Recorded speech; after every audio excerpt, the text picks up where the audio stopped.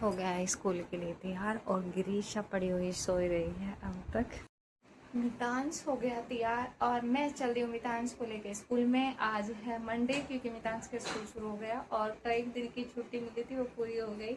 अब हम लोग जा रहे हैं स्कूल। मितांश का बैग मैंने पैक कर दिया है, लंच और बॉटल रख दी है इसकी।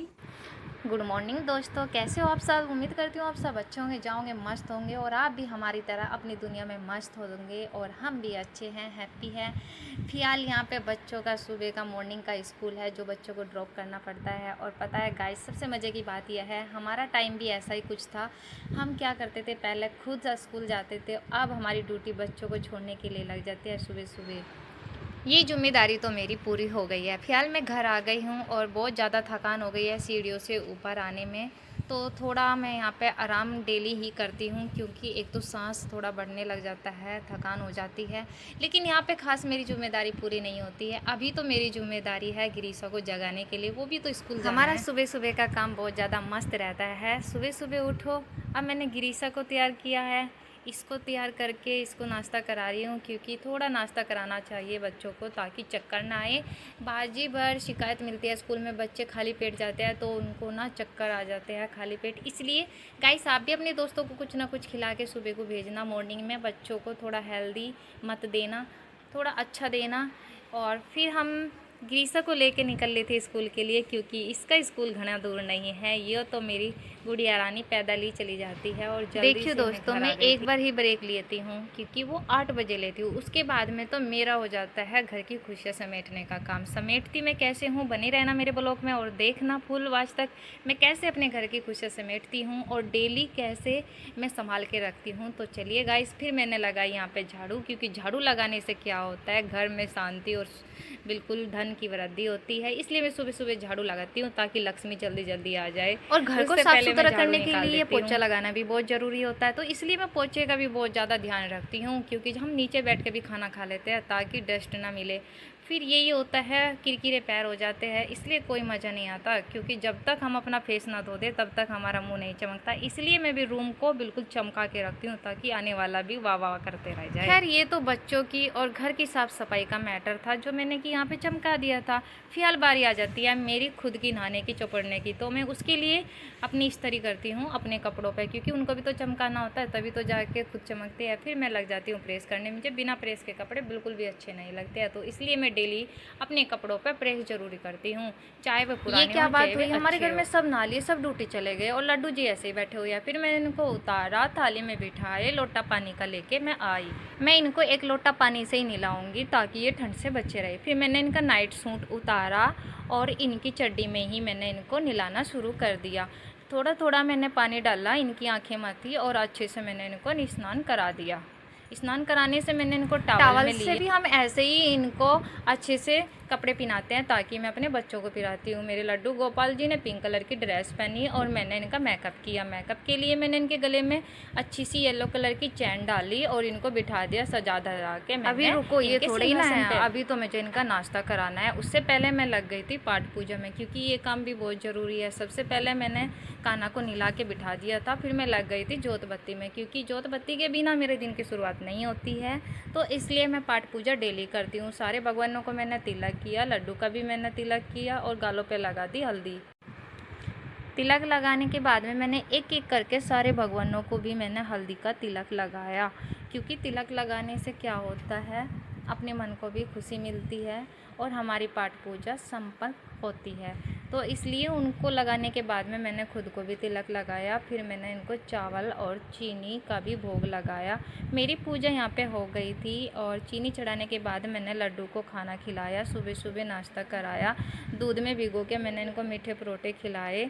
इन्होंने अच्छे से परोठे और दही दूध इन्होंने खा लिया था। फिर उसके बाद में ये ना दोपहर तक का अच्छे से रहते हैं। थोड़ा सा दूध मैंने इनको हांकी लगा के पिलाया, जैसे हम बच्चों को पिलाते हैं, ताकि इनकी ड्रेस ना ख़राब हो जाए और ये सुंदर। जैसे ही मैंने लड्डू को खाना खिलाया तो मैं चली गई थी ग्रिल पे सूर्यदेव को पानी देने के लिए। सुबह सुबह उनके दर्शन करती हूँ तो दिन का पता चल जाता है, घटा हो रही है, बादल हो रहा है।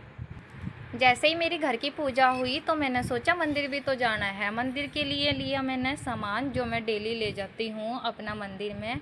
और फिर मैंने उठाया डब्बे में मैं रखती हूँ जल में रखती हूँ एक लुटिया तांबे की। फिर हम लोग निकल लिए थे मंदिर के लिए।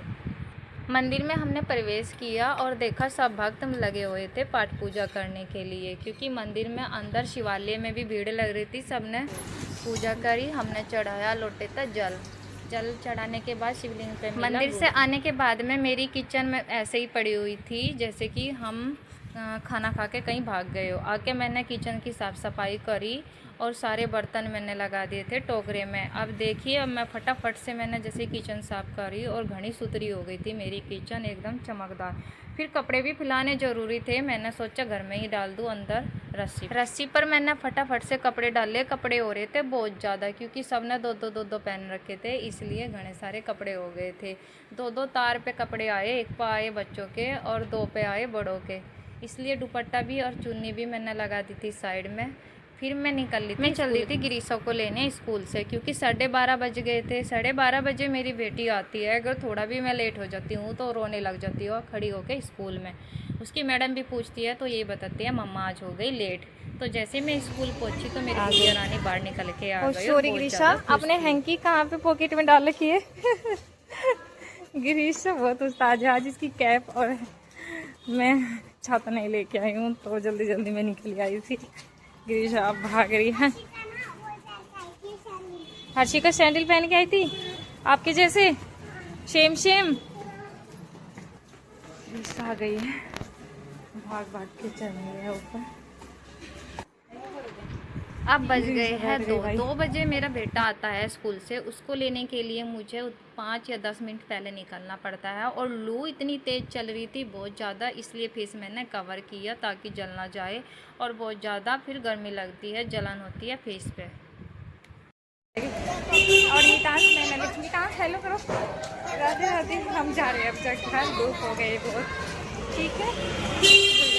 मैंने ले लिया है दुपट्टा येलो कलर का, गर्मी में ना बहुत ज़्यादा अच्छा लगेगा और मुझे बहुत ज़्यादा क्यूट लग रहा है। दीदी से मैंने दुपट्टा लिया है। कैसा लग रहा है मेरे दुपट्टा गाइस, कमेंट करके बताना, ठीक है। अब मैं इसको ले लेती हूँ, दीदी लोग पैक कर दो। जैसे ही मितांश धूप में आता है तो इसको एनर्जी के लिए मैं देती हूँ गन्ने का रस।